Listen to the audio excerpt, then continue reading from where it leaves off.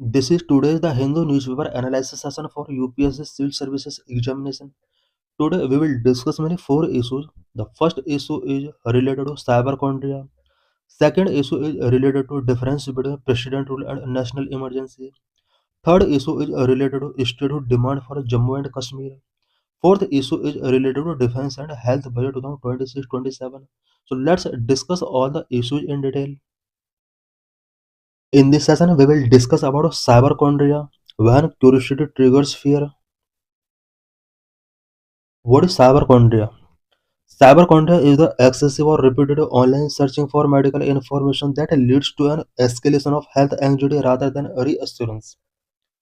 किसी भी medical information को जो एक्सेसिव और रिपीटेड ऑनलाइन सर्च किया जाता है, जिसकी वजह से हेल्थ एंग्जाइटी एस्केलेट होती है rather than reassurance, it is known as cyberchondria. It is often described as a digital age version of hypochondriasis, where the act of seeking reassurance from Dr. Google actually worsens medical fear rather than alleviating them. साइबरकॉन्ड्रिया को digital age version of hypochondriasis कहा जा सकता है. Specially इसके अंदर doctor Google से health information seeking की जाती है, जिसकी वजह से मेडिकल फियर और भी ज़्यादा वर्सन होता है rather than elevating them. Core characteristic of cyberchondria. Cyberchondria का कोर कैरेक्टरिस्टिक क्या है? Cyberchondria is measured using the cyberchondria severity scale which identifies 5 key dimensions of the behavior. Cyberchondria को साइबरकॉन्ड्रिया सिविलिटी स्केल CSS के through measure किया जाता है, जिसके अंदर बिहेवियर से रिलेटेड 5 डायमेंशंस को आइडेंटिफाई किया जाता है. Number 1 excessiveness, number 2 compulsion, number 3 distress, number 4 reassurance seeking, number 5 mistrust of medical professionals. Number 1 excessiveness, consulting multiple online sources for the same symptoms repeatedly. Same symptoms को अगर repeatedly online source के through show किया जाता है, specially इसमें Google के through consult जब किया जाता है, तो कितना कोई भी पर्सन कितने टाइम उसको सर्च कर रहा है, उसका एक्सेसिवनेस क्या है, ये सब मेजर किया जाता है. Number 2 compulsion, online health searches that unintentionally interrupt daily responsibility like work और social life. Online health searches जिसकी वजह से किसी भी पर्सन का डेली रिस्पॉन्सिबिलिटी लाइक वर्क और सोशल लाइफ अफेक्ट होती है, ये भी इसके अंदर बिहेवियर मैपिंग की जाती है. Number 3 distress, experiencing negative emotional state such as panic, irritability और लॉस ऑफ स्लीप ड्यूरिंग और after searching. Number 4 reassurance seeking, a persistent need to verify online finding with medical professionals. Number 5 mistrust of medical professionals, an inner conflict over whether to trust a professional doctor or online search trust. यहाँ पर ये भी देखा जाता है कि person inner conflict से कितना जूझ रहा है. प्रोफेशनल डॉक्टर और ऑनलाइन सर्च रिजल्ट के बीच में क्या ट्रस्ट बिल्ड हो पा रहा है या नहीं. Why it happens, uncertainty and ambiguity. Internet results often prioritize rare or serious conditions like brain tumor for common symptoms like headache, which encourage anxiety in people who have low tolerance for uncertainty. Cyberchondria किस तरह से work करता है? Specially कोई person अगर headache के symptoms, common symptoms को search करता है, तो डॉक्टर गूगल यहाँ पर कुछ serious conditions like brain tumour show करता है, जिससे पीपल की एंग्जाइटी बढ़ सकती है. और जो पीपल जिनका टॉलरेंस कैपेसिटी बहुत ही लो है, उन पर इसका बहुत ज़्यादा इफेक्ट पड़ता है. Safety behaviour, people often use the internet as a safety behaviour to gain control over their health, but the inconsistency and alarming nature of online information create a vicious cycle of more searching and more fear. Biases, cognitive biases like availability bias and confirmation bias play significant role. Management and prevention, cyberchondria को किस तरह से manage किया जा सकता है, किस तरह से प्रिवेंट किया जा सकता है. While not currently a formal diagnosis in DSM-5, cyberchondria is treated using methods adapted from health anxiety. साइबरकॉन्ड्रिया को वेरियस मेथड के थ्रू ट्रीट किया जा सकता है. Cognitive behaviour therapy, Modified intent delivered CBD help patients challenging maladaptive thoughts and reduce compulsive searching. Information literacy, learning to distinguish between reliable source and unverified forms. Professional consultation, discussing online findings with a primary care doctor rather than typing to self-diagnose.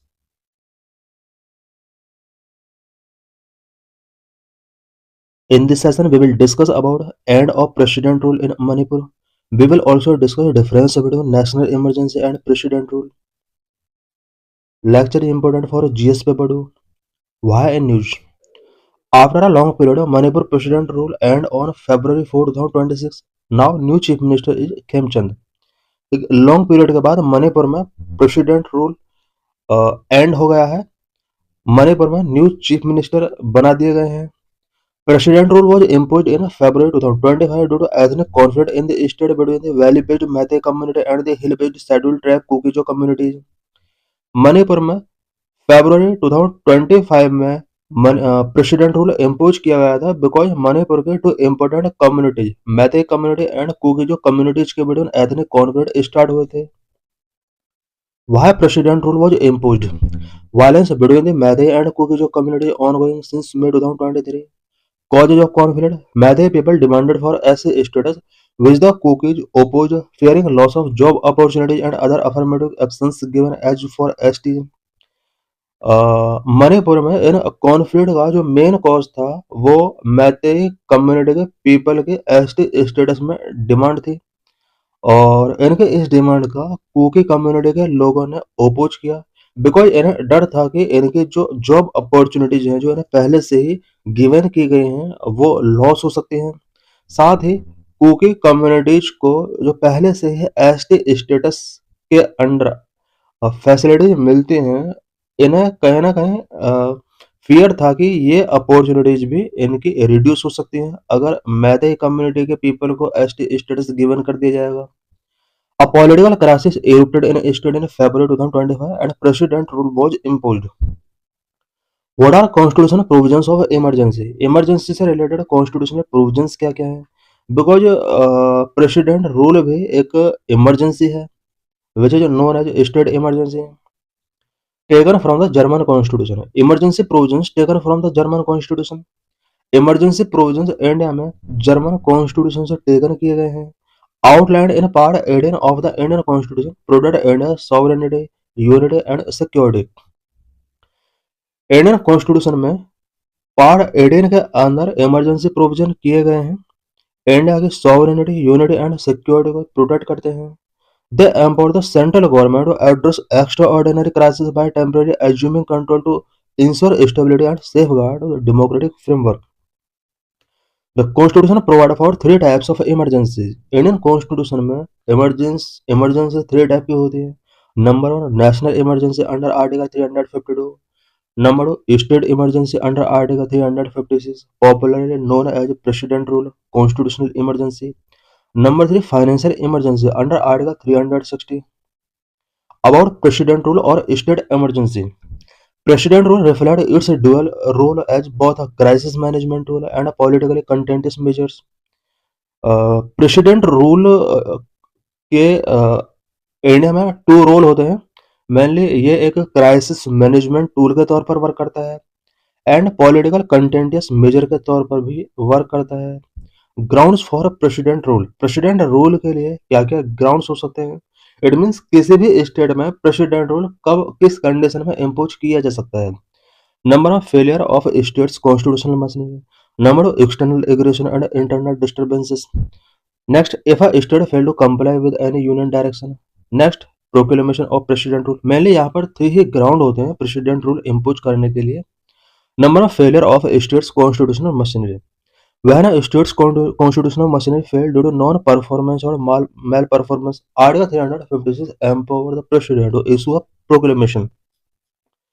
किसी भी state में अगर constitutional machinery fail होता है specially non performance और mail performance की वजह से देन प्रेसिडेंट को आर्टिकल 356 के अंडर एम्पावर किया गया है कि वो प्रेसिडेंट रूल या स्टेट इमरजेंसी प्रोक्लेमेशन कर सकता है। Number of external aggression and internal disturbances. Union government have obligation under Article 355 to protect state against external aggression and internal disturbance. Union government को ऑब्लाइड किया गया है कि किसी भी स्टेट को external aggression and internal disturbance से प्रोटेक्ट करने के लिए आर्टिकल 355 को यूज कर सकता है और इस केस में स्टेट के अंदर प्रेसिडेंट रूल इम्पोज कर सकता है। If a state fail to comply with any union direction, कोई भी स्टेट अगर यूनियन डायरेक्शन को कंप्लाई नहीं करता है, देन उस स्टेट के अंदर भी प्रेसिडेंट रूल इम्पोज किया जा सकता है। Article 365 provide that if a state fail to comply with any union direction under constitutional provisions, the president may declare a constitutional emergency. Proclamation of president rule. President rule का किस तरह से proclamation किया जाता है? President rule in India is formally proclaimed by the President of India under Article 356 of the Constitution, usually acting on the recommendation of the governor.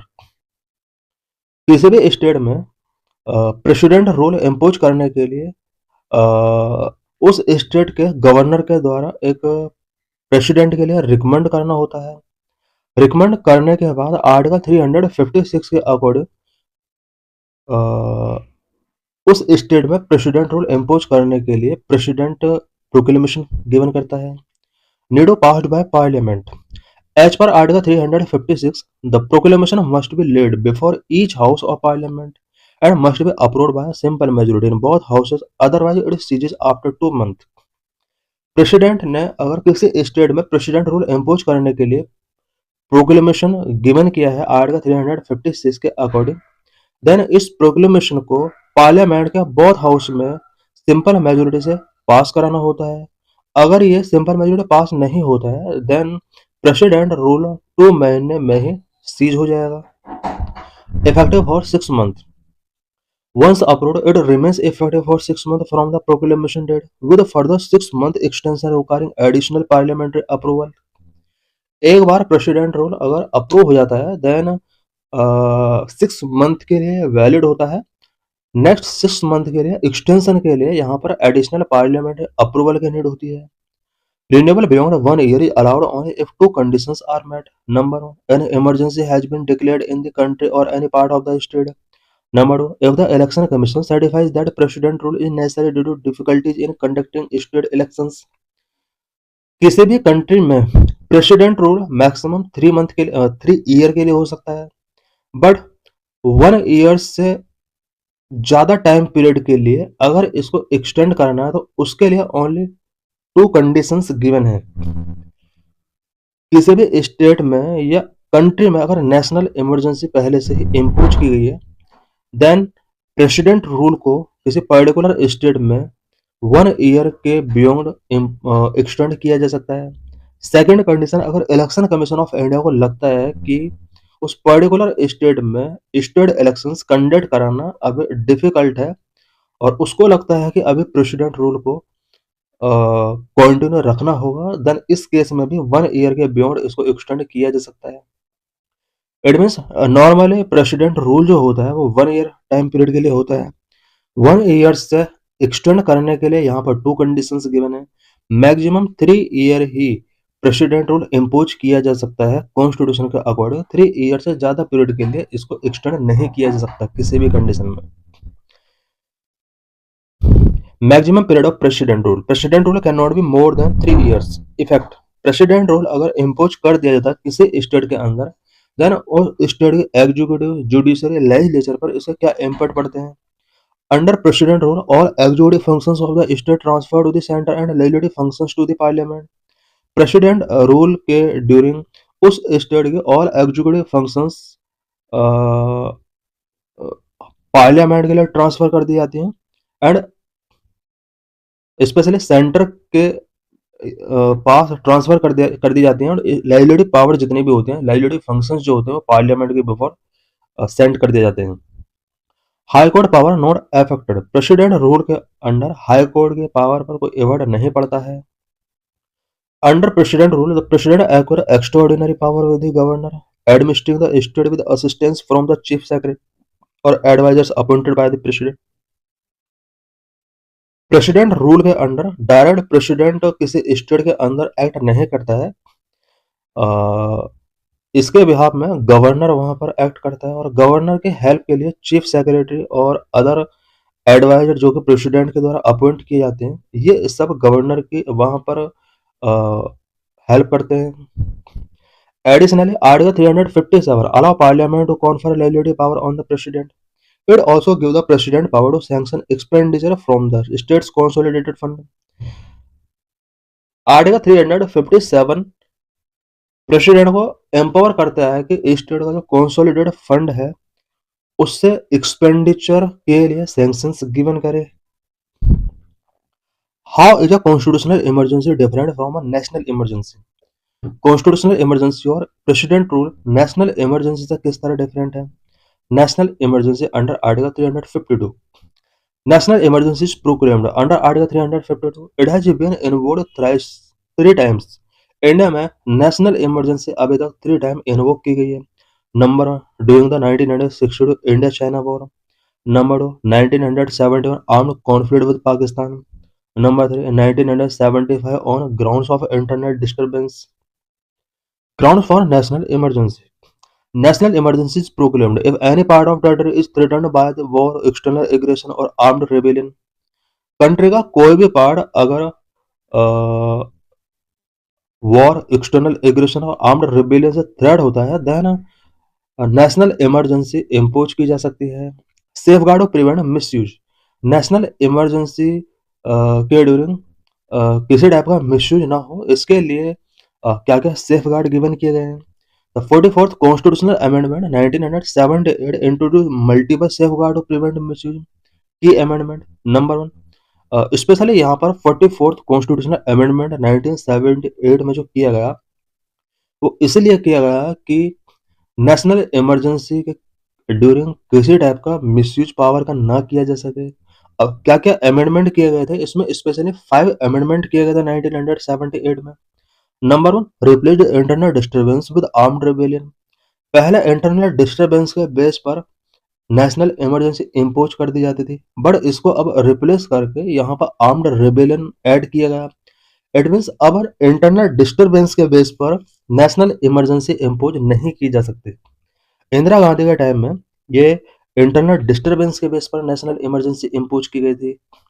Number 2 mandatory return recommendation from the cabinet rather than just the prime minister.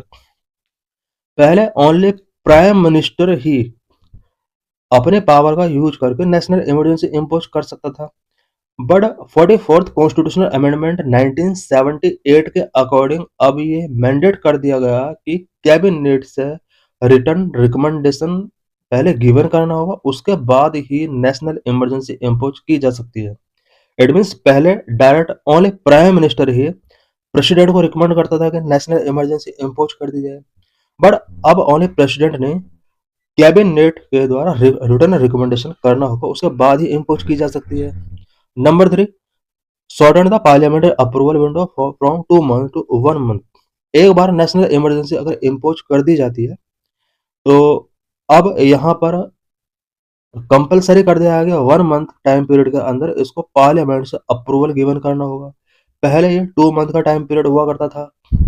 Number 4, it also clarified that Article 20 and 21 cannot be suspended and that the President must revoke the proclamation if the Lok Sabha passes a resolution disapproving it. 44th constitutional amendment के अंदर ये भी clarified किया गया कि national emergency के during article 20 and 21 suspend नहीं किए जा सकते और प्रेसिडेंट रूल को रिवोक करने के लिए भी पार्लियामेंट स्पेशली लोकसभा से एक रेजोल्यूशन इसके डिसअप्रूविंग से रिलेटेड पास कराना होगा। नेशनल इमरजेंसी को अगर रिवोक करना है तो उसके लिए भी यहाँ लोकसभा से इसको पास कराना होगा, तभी उसको डिसअप्रूव रिवोक किया जा सकता है। Number 5 this amendment restored judicial review of the president satisfaction in proclaiming an emergency, a safeguard removed by 38th constitutional amendment 1975। National emergency declare करने के रिस्पेक्ट में प्रेसिडेंट का जो सेटिस्फैक्शन होता है इसके रिगार्डिंग उसको जुडिशियल रिव्यू किया जा सकता है। इनिशियली जुडिशियल रिव्यू इसका किया जाता था, बट 1975 में 38th कॉन्स्टिट्यूशनल अमेंडमेंट के थ्रू इस प्रोविजन को रिमूव कर दिया गया था। और अगेन इस प्रोविजन को 1978 में इट मीन्स नेशनल इमरजेंसी का जुडिशियल रिव्यू अब किया जा सकता है। ओनली 3 ईयर टाइम पीरियड के लिए इसके जुडिशियल रिव्यू के प्रोविजन को रिमूव कर दिया गया था। Difference between national and state emergency. National emergency and state emergency के बिटवीन क्या डिफरेंस है? No time limit. Unlike a constitutional emergency, which can last up to 3 years, a national emergency has no time limit. National emergency का कोई time limit नहीं है, जबकि constitutional emergency या president rule maximum 3 year के लिए continue रह सकता है। Needs a special majority. Additionally, why the president rule under Article 356 require a simple majority for parliamentary approval, a national emergency needs a special majority. National emergency को approve कराने के लिए parliament का बहुत हाउसेस से स्पेशल मेजोरिटी के साथ इसको पास कराना होता है, जबकि प्रेसिडेंट रूल सिंपल मेजोरिटी के साथ यहाँ पर पास कराना होता है।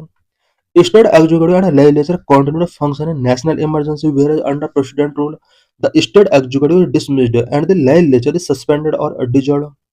नेशनल इमरजेंसी के केस में state executive and legislature continue work करते हैं, जबकि नेशनल इमरजेंसी के केस में स्टेट इमरजेंसी या फिर प्रेसिडेंट रूल के केस में स्टेट के एग्जीक्यूटिव को डिसमिस्ड कर दिया जाता है, स्टेट लेजिस्लेचर को या तो सस्पेंड कर दिया जाता है, डिसॉल्व कर दिया जाता है। As in Manipur assembly which has a tenure till 2027 has not been dissolved but is placed under suspended animation. Manipur में यहाँ असेंबली को डिसॉल्व नहीं किया गया था, ओनली सस्पेंड किया गया था, बिकॉज 2027 तक इसका टेन्योर है असेंबली का और सस्पेंडेड एनिमेशन में इसको रखा गया था। अब इसको दोबारा से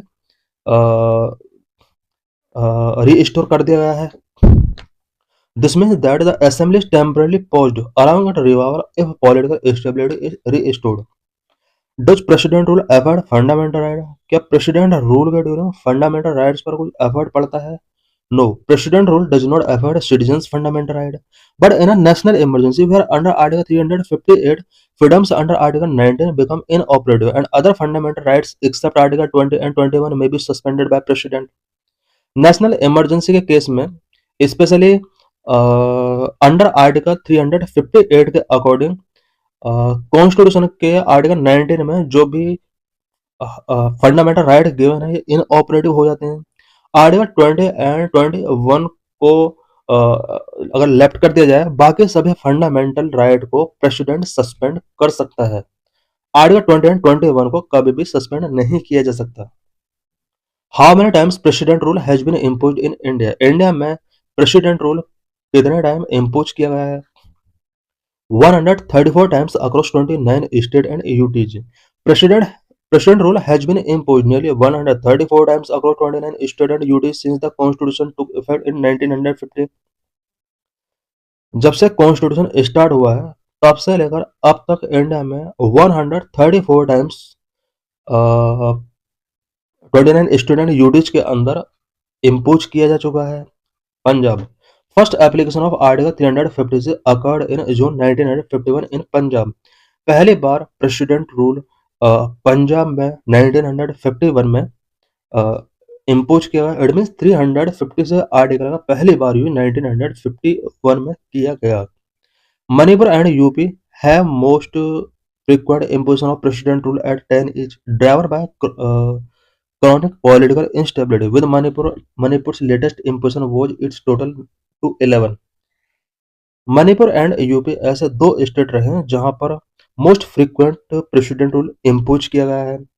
मणिपुर में ये 11th टाइम था जो मणिपुर में प्रेसिडेंट रूल इम्पोज किया गया था। The longest president rule in Manipur lasted 2 years and 157 days. Jammu and Kashmir holds the record for the longest cumulative duration over 12 years due to militancy and separatist movement, followed by Punjab and Puducherry. Militancy and separatist movement की वजह से Jammu and Kashmir में longest cumulative duration के लिए president rule impose किया गया। Over 12 years period के लिए कॉन्टिन्यू यहाँ पर प्रेसिडेंट रूल इम्पोज किया गया है। इसके बाद Punjab 10 years Puducherry over 7 years। Punjab में भी क्यूमुलेटिव ड्यूरेशन 10 ईयर के लिए यहाँ पर प्रेसिडेंट रूल इम्पोज किया। पुडुचेरी में भी 7 ईयर्स के लिए इम्पोज किया गया। What are the supreme court said about the use and misuse of president rule? President rule का यूज एंड मिसयूज के रिगार्डिंग सुप्रीम कोर्ट का क्या डिसीजन रहा है? In the landmark SR Bommai versus union of India, Supreme Court held that the President's power under Article 356 is conditional, not absolute, and that any proclamation is subject to judicial review. SR Bommai versus union of India judgment 1994 में supreme court ने कहा था कि article 356 के under जो president को power given किया गया स्टेट इमरजेंसी डिक्लेयर करने के लिए, वो कंडीशनल है, वो एब्सोल्यूट नहीं है। एंड प्रेसिडेंट के द्वारा जो भी प्रोक्लेमेशन किया जाता है ये जुडिशियल रिव्यू का सब्जेक्ट हो सकता है। Both the Supreme Court and High Court can strike it down if found mala-fide or based on irrelevant or extraneous ground। Supreme court को अगर लगता है कि स्टेट में स्टेट इमरजेंसी जो प्रेसिडेंट ने इम्पोज की है, अगर वो उसका अगर इरेलीवेंट बेस है या एक्सट्रेनियस ग्राउंड के बेस पर इसको इम्पोज किया गया, then supreme court high court दोनों इसको स्ट्राइक डाउन कर सकती हैं। The top court further clarified that the president cannot dissolve the assembly without parliament approval, and that the center must first issue a warning notice to the erring state seeking an explanation। Top court ने यहाँ पर clarify किया कि president किसी भी state में president rule impose करके वहां की असेंबली को विदाउट पार्लियामेंट अप्रूवल डिजोल्व नहीं कर सकता। Once proclaimed, the state government has go and two government in one sphere is impermissible। किसी भी स्टेट में अगर प्रेसिडेंट रूल इम्पोज कर दिया गया, देन वहां स्टेट गवर्नमेंट को डिजोल्व या सस्पेंड करना होता है, बिकॉज एक ही टाइम में टू गवर्नमेंट परमिसिबल नहीं है। इट मीन्स अगर प्रेसिडेंट रूल इम्पोज कर दिया तो वहां पर सेंट्रल अथॉरिटी भी वर्क कर रही है एंड स्टेट अथॉरिटी भी, इसको इम्परमिसिबल कहा है सुप्रीम कोर्ट ने। Moreover, the Supreme Court clarified that president rule must be invoked only for blowdown of the constitutional machinery and never for political gain। Supreme court ने यहाँ पर यह भी क्लैरिफाई किया कि president rule only breakdown of constitutional machinery के case में ही invoke किया जा सकता है, पॉलिटिकल गेन के लिए प्रेसिडेंट रूल इम्पोज नहीं करना चाहिए। This is PYQ related to this article। In this session, we will discuss a demand for Jammu statehood। Will Jammu and Kashmir statehood be restored? Lecture is important for GS paper 2। Why news? Ladakh leaders press for statehood, talk with Home Ministry remain inconclusive। Ladakh paper Ladakh को statehood given करने के लिए demand कर रहे हैं। Recently home ministry के साथ इनका टॉक हुआ है, बट ये टॉक इनकंक्लूसिव रहे हैं। The leaders demanded the unconditional release of climate activist Sonam Wangchuk and others who were detained after the September 24, 2025 violence in Leh city। Ladakh leaders का ये भी डिमांड है कि क्लाइमेट एक्टिविस्ट सोनम वांगचुक को अनकंडीशनली रिलीज किया जाए। Ladakh, which was turned into a UT in 2019, has been protesting for statehood and tribal status under the 6th schedule of the Constitution। Ladakh 2019 में इसको एक यूटी स्टेटस गिवन किया गया। 2019 से अब तक कंटिन्यू इसको स्टेटहुड गिवन करने के लिए एंड 6th शेड्यूल में इंक्लूड करने के लिए प्रोटेस्ट चल रहे हैं। Should Ladakh get statehood? What are demands of Ladakhi people? Ladakhi people की मेन डिमांड्स क्या क्या हैं? For the past 5 years, civil society groups have been demanding protection of land, resource and employment for Ladakh। Last 5 years है continue Ladakh की civil society group Ladakh के land resources and Ladakh में employment के protection के लिए डिमांड कर रहे हैं। The special status of Jammu and Kashmir under article 370 vote read down by parliament on August 5, 2019 and the state was split into two UTs, Jammu and Kashmir and Ladakh, the latter without an assembly। Article 370 के अंदर Jammu and Kashmir को जो special status given किया गया था या मिला हुआ था पहले, उसको पार्लियामेंट के द्वारा 2019 में रीडाउन कर दिया गया इसके बाद जम्मू एंड कश्मीर को 2 यूटीज में स्प्लिट कर दिया गया, जम्मू एंड कश्मीर एंड लद्दाख। लद्दाख में असेंबली का प्रोविजन नहीं किया गया है, जबकि जम्मू एंड कश्मीर के अंदर स्टेट असेंबली प्रोविजन की गई है। The fear of big business and conglomerates taking away land and jobs from the local people led to this demand. As per 2011 census, the total population of Ladakh was 2,74,289. Census 2011 के according Ladakh की population 2,74,289 है। They had mainly four demand, इनके mainly four demand है। Number inclusion of Ladakh in the 6th schedule of the Indian constitution. Number 2 statehood. Number 3 separated Lok Sabha seat for Leh and Kargil. Number 4 filling of existing government vacancies. Mainly इनके four demand हैं, जिनमें first demand जो है लद्दाख को 6th schedule status given करना है। अगर 6th schedule status इन्हें गिवन कर दिया जाएगा, देन इन्हें ट्राइबल स्टेटस गिवन कर दिया जाएगा और इनके लिए फैसिलिटीज इंक्रीज कर दी जाएंगी। सेकंड, ये लद्दाख को स्टेटहुड गिवन करने की डिमांड कर रहे हैं, इसको फुल फ्लैड स्टेट बना दिया जाना चाहिए। थर्ड, लोकसभा की 2 seat, specially Leh and Kargil के लिए यहाँ पर लोकसभा की 2 सीट का डिमांड कर रहे हैं। फोर्थ, एग्जिस्टिंग गवर्नमेंट वैकेंसीज को फिल करने की डिमांड कर रहे हैं। How statehood in India is granted, किसी भी स्टेट को स्टेटहुड किस तरह से ग्रांट किया जाता है। Statehood in India is granted by Indian parliament.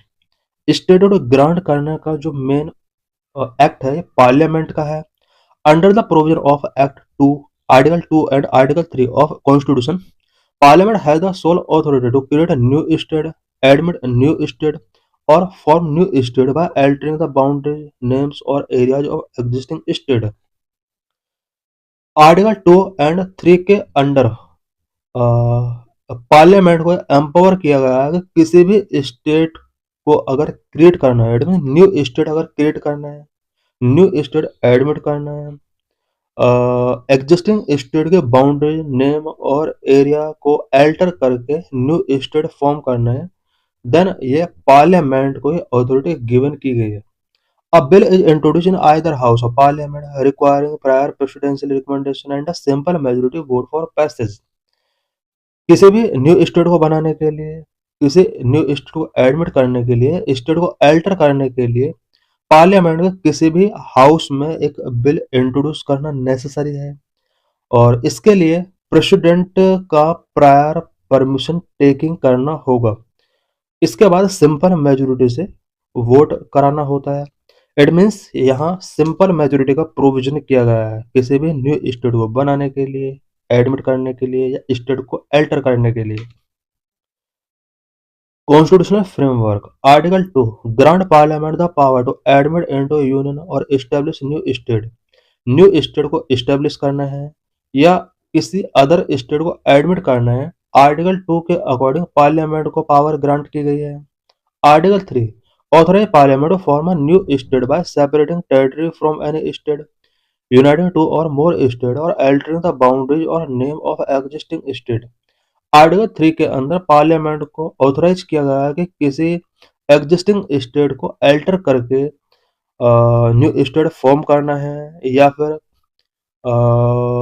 2 और मोर स्टेट को यूनाइट करना है या फिर किसी स्टेट के बाउंड्रीज को अल्टर करना है, किसी स्टेट का नेम चेंज करना है। आर्टिकल 3 के अंदर प्रोविजन किए गए हैं। इट मीन आर्टिकल 2 और 3 के अंदर जो मेन डिफरेंस है वो ये है कि आर्टिकल 2 के अंदर न्यू स्टेट एडमिट किया जा सकता है या फिर न्यू स्टेट यहाँ पर स्टेब्लिश किया जाएगा, ये फुल्ली न्यू होगा। जबकि आर्टिकल 3 जो होगा वो एग्जिस्टिंग स्टेट के थ्रू न्यू स्टेट बनाना है या 2 स्टेट को कन्वर्ट करके 1 स्टेट बनाना है या फिर किसी स्टेट के बाउंड्री को अल्टर करना है, उसका नेम चेंज करना है। इससे रिलेटेड प्रोविजन आर्टिकल 3 के अंदर गिवन किए गए हैं। What is India's federal design? India's federal design, India is a union of state individual and got right to secede. India union of state है एंड इंडिविजुअल है, सिसेड करने का राइट किसी भी स्टेट को नहीं है। आर्टिकल 1 के अंदर ये राइट डाउन है। इट मीन्स आर्टिकल 1 के अंदर ये प्रोविजन किया गया है कि इंडिया यूनियन ऑफ स्टेट है, कोई भी स्टेट यहाँ पर डिविजिबल नहीं है और सिसीड करने का उसको राइट नहीं है। Indian constitution uses the term union instead of federation to balance unitary strength with federal character. Indian constitution में यूनियन टर्म का यूज किया गया है। इट मीन्स फेडरेशन वर्ड का यहाँ पर यूज नहीं किया गया है। Federalism ensure equitable resource distribution and representation of states at union level. Federalism ensure करता है कि रिसोर्स का इक्विटेबल डिस्ट्रीब्यूशन किया जाए एंड साथ ही यूनियन लेवल पर स्टेट में रिप्रेजेंटेशन फिक्स किया गया है। Rajya Sabha ensure states representation at the union level safeguarding federal interest. Federal interest को सेफगार्ड करने के लिए राज्यसभा में स्टेट का रिप्रेजेंटेटिव होते हैं। यूनियन लेवल पर यहाँ हम देख सकते हैं कि स्टेट का रिप्रेजेंटेशन होता है। Federalism is part of constitution's basic structure so it can not be abrogated. Federalism constitution के बेसिक स्ट्रक्चर का पार्ट है और इसको एब्रोगेट नहीं किया जा सकता। How prolonged delay in restoration of Jammu and Kashmir statehood affect India's federal design. Jammu and Kashmir को स्टेटहुड गिवन नहीं किया जा रहा है। इससे क्या फेडरल डिजाइन एफर्ट हो सकता है। Jammu and Kashmir reorganisation act 2019 transform the region into two UTs Jammu and Kashmir and Ladakh. 2019 में Jammu and Kashmir reorganisation act pass किया जाता है और जम्मू एंड कश्मीर रीजन को इस एक्ट के through two UT Jammu and Kashmir and Ladakh में कन्वर्ट कर दिया जाता है।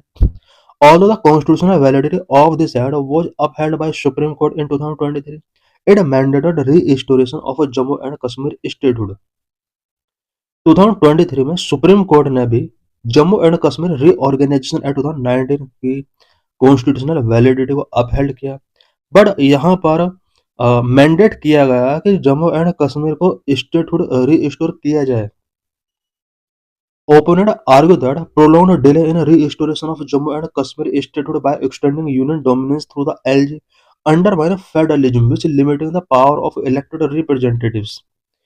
ओपोनेंट का ये आर्ग्यू है कि जम्मू एंड कश्मीर की स्टेटहुड को जिस तरह से डिले किया जा रहा है, इससे एलजी के थ्रू यूनियन डोमिनेंस एक्सटेंड हो रहा है जम्मू एंड कश्मीर रीजन के अंदर और फेडरलिज्म का कंसेप्ट यहाँ पर अंडरमाइन हो रहा है। इट मीन्स इलेक्टेड रिप्रेजेंटेटिव की पावर यहाँ लिमिट की जा रही है। Proponent argue that due to Jammu and Kashmir sensitive security concern union control is crucial under stability is firmly established.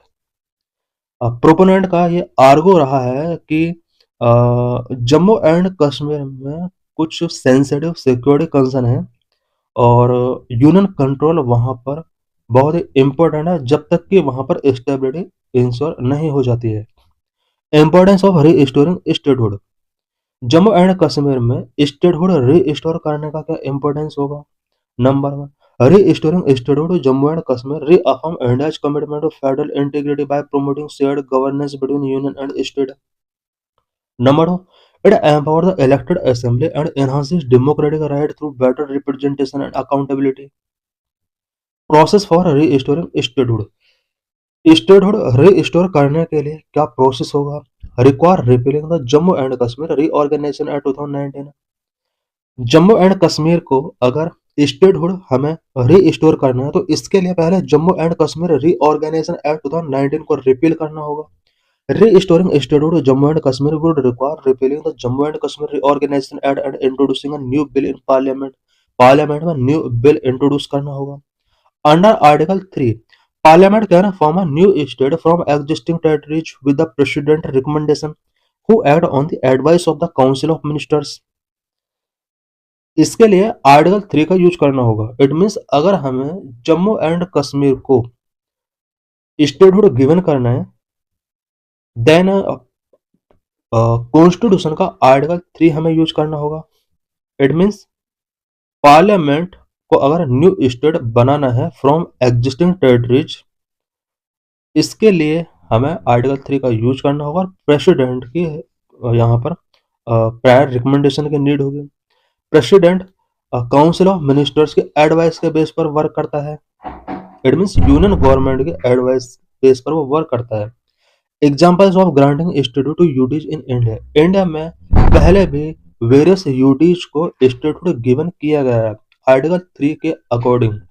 Himachal Pradesh in 1979 71, Himachal Pradesh, Manipur, Tripura, Arunachal Pradesh, Mizoram, Goa, ये पहले यूटी हुआ करते थे, बाद में इन्हें स्टेटहुड गिवन किया गया। हिमाचल प्रदेश को 1971 में स्टेटहुड गिवन किया गया। मणिपुर एंड त्रिपुरा 1972 में स्टेटहुड गिवन किया गया। अरुणाचल प्रदेश एंड मिजोरम 1987 में स्टेटहुड गिवन किया गया। गोवा 1987 में इसको स्टेट बनाया गया। How are states created in India? India में स्टेट्स को किस तरह क्रिएट किया जाता है? नंबर एडमिशन के through, number establishment, number 3 formation reorganisation. Number of admission. A new state may be admitted into India if it has an organized political unit as per international law.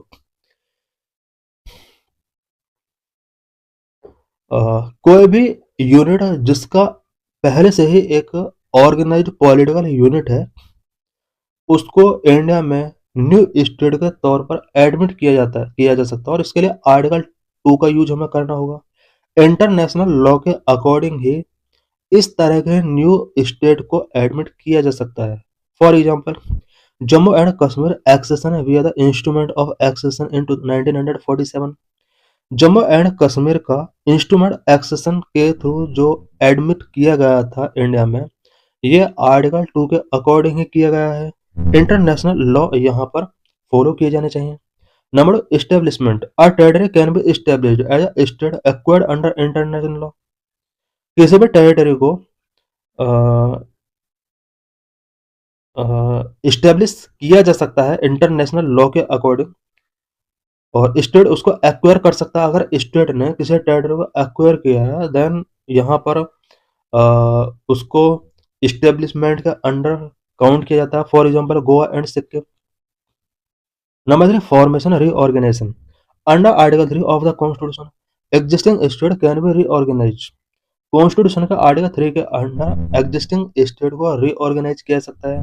Parliament can form a new state by separating और merging territories, increasing or diminishing a state area, and altering the boundaries or name of state. For example, formation of Telangana and Andhra Pradesh. About UTs in India. Constitutional framework. Article 1. India is a union of states including UTs. Article 1 में ये write down है कि India union of state होगा, यहाँ पर UTs भी include हैं। The seventh constitutional amendment act and the section 6 of state reorganisation act 1956 institutionalise the concept of UTs. India में